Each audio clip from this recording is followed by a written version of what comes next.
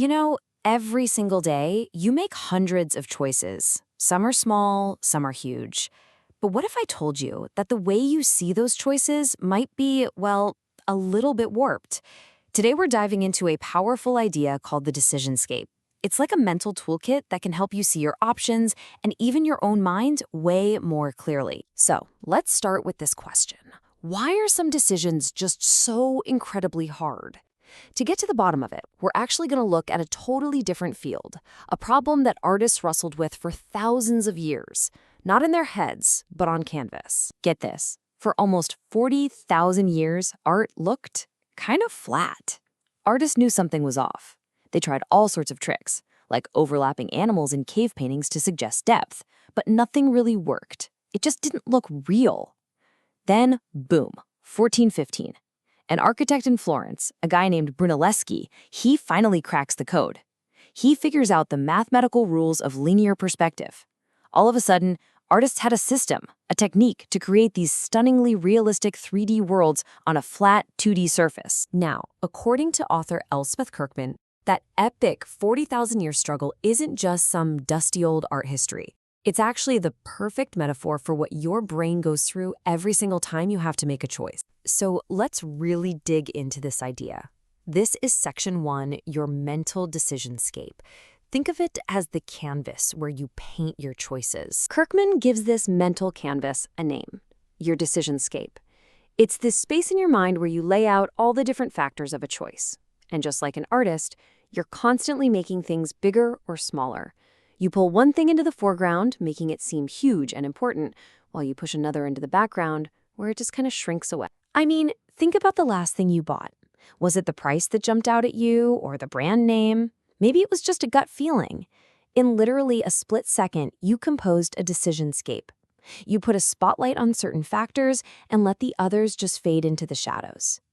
And here's the wild part. You probably didn't even realize you were doing it.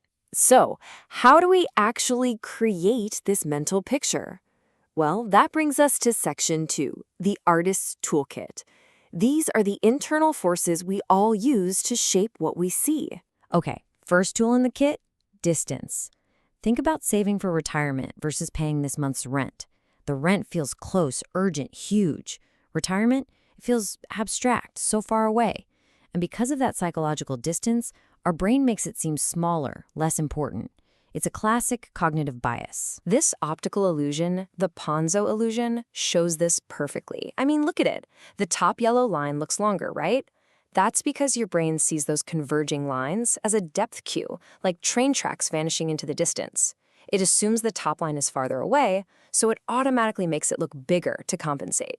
But go on, I dare you, pause and measure them. They are the exact same length. Wild. But here's where it gets really interesting. Not everyone is fooled by this. Researchers discovered that people who grew up in cultures without a lot of 2D art, paintings and photos, they're less likely to fall for the illusion.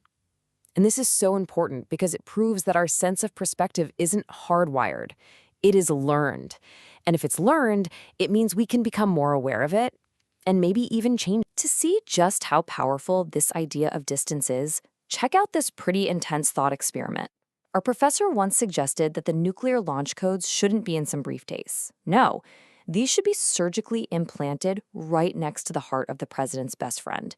And to launch the nukes, the president would have to literally cut them out himself, killing his friend. The whole point of this gruesome idea? To completely destroy the psychological distance, making an abstract decision feel horribly, terribly real. The second tool is your viewpoint. When we're super stressed, we get stuck in this tight first-person view. I can't do this, I'm overwhelmed. It's like what happens to gymnasts like Simone Biles when they get the twisties, a scary mental block where they literally lose their sense of space in midair. So what's the fix? Shifting your viewpoint. Try talking to yourself in the third person. You can do this. It sounds simple, but it creates just enough mental space to step back, see things more clearly, and make a more rational choice. The last tool in our internal kit is composition. That's how our brain focuses on certain things to build a scene that makes sense. But this laser focus, it has a pretty shocking cost.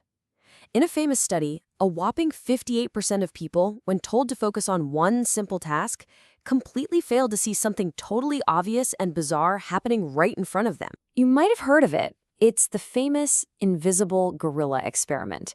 People are watching a video and are told to count how many times a basketball is passed.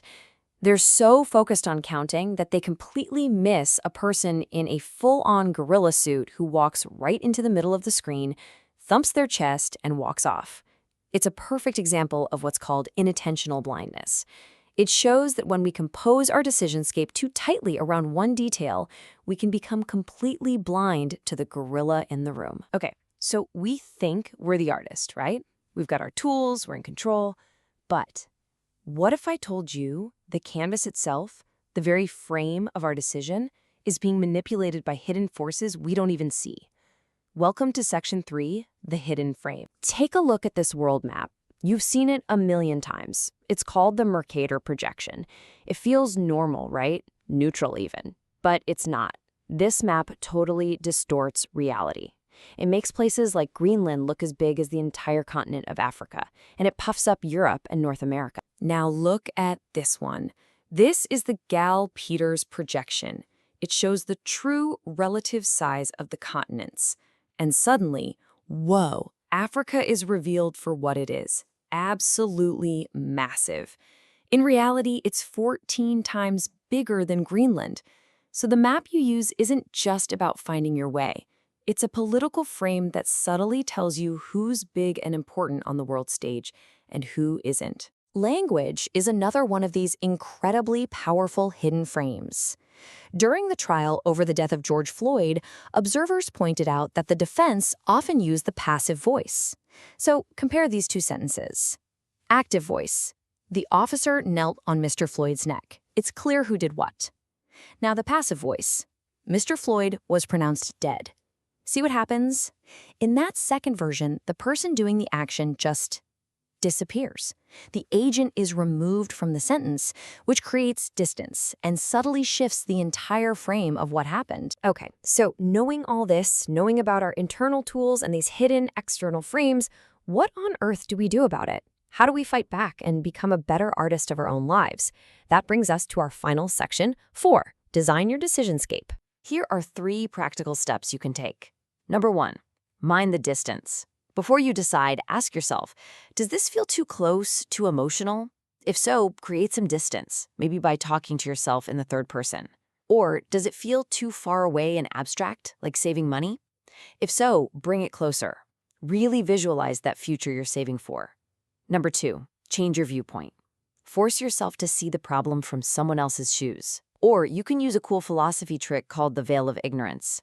Basically, pretend you don't know who you'd be in the situation. What would you decide is the fairest choice then? And finally, number 3, break the frame. Actively question the default settings of your life. Ask, why is the map drawn this way? Why was that sentence written in the passive voice? What am I not being shown? Learning to see the hidden geometry of your choices, the distance, the viewpoint, the frame, it's more than just a trick for making better decisions. It's really a way to understand how your own mind works. So your next big decision, it's like a blank canvas waiting for you. But now you know, that canvas is never truly blank, and you might not be the only artist holding a brush. So the real question is, are you consciously composing your life, or is it being composed for you?